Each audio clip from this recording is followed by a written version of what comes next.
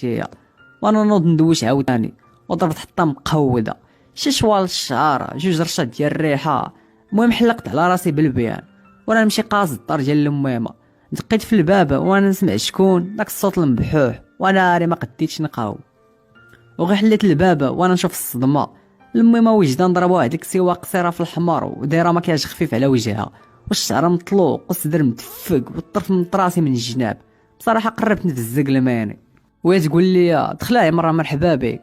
وملي دخلت شفت الصدمه الثانيه، لقيت 4 ديال صحاباتها في الدار وحده تنسيك في الاخرى، كاملهم مزوينات وكاملهم مطرفات، وبالاخص الميمه وجدان اللي هبلاتني. مي انا في ذاك الوقت كنت حشومي، والشخصيه ديالي مع الجنس اللطيف كانت نمطيه شويه، ما كنقدرش نهضر في مواضيع حساسه او لا جنسيه.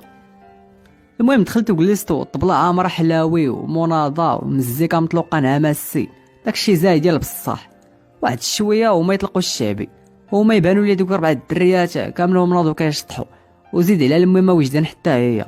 ما نوصفش لك اخويا داك المشهد كي داير، انت اللي كتسمع فيا دابا ما كرهتكش تكون بلاصتي. عرفت شنو هو تكون جالس والطروفه كيشطحوا حداك، واش شي حاجه الهرب اخويا. المهم جات وحده منهم لعندي وطلبات مني حتى انا نوض نشطح. في الاول ما بغيتش، ما بقات عليه حتى قنعاتني. المهم نط حتى انا شطحت معاهم شويه وحنا نجلسوا. فرقت لينا الميمه وجدان الحلوه والقص، وخالقينها تما ضحك وتكركير، ومره كيلحوا شي نوطاطه كتعلق بالجنس. المهم انا غير جالس وكنقصي، ومره كنضرب على كل وحده منهم وكنعبرها من الفوق حتى لتحت. صافي ملي ساليت قلت له وجدان راه خصني نمشي فحالي للدار. طلبات مني نبقى معاهم شويه، مي انا رفضت وقلت لها راه خصني نمشي. المهم مشيت للدار ولقيت الوالده ديالي كاينه، سولاتني فين كنت حتى لهاد الوقيته هادي. قلت لها راه كنت مع الدراري صحابي كنا جالسين مجمعين، ما بغيتش نقول لها راه كنت عند الميمه عندها في الدار. المهم صافي مشيت دخلت للبيت ديالي ونعست، والغد ليه كان الحد ما كاين ما يدار. فقت في الصباح فطرت وهزيت التليفون ديالي، كانت كونيكطا شويه وانا نلقى ميساج في واتساب من عند عشيري معاد، قال لي اش بالك العشيه نطلعوا على بيسين. قلت ليه صافي واخا ان شاء الله، مي راه ما عنديش باش نخلص. وبدا كيضحك قال لي هادي هي حالتك ديما بواحد الذوق، انت ديما ما عندكش. صافي ما تخافش كون هاني غادي نخلص عليك. المهم من بعد عيط عليا الوالد باش نعاونو في شي حاجه. صافي قضيت معاه الغرض ورجعت في حالي للدار. والوقت فاش كنت جاي في الطريق بانت لي الميمه وجدان خارجه من الحانوت لابسه واحد البيجامه خفيفه في الغوص ولاصقه معاها. وانا نعيط عليها اختي وجدان واش نقدر نعاونك في شي حاجه؟ قالت لي يا عمران كاع ما شفتك كي داير لاباس عليك بخير؟ قلت لها الحمد لله. قالت لي اش كدير دابا انت وفين غادي؟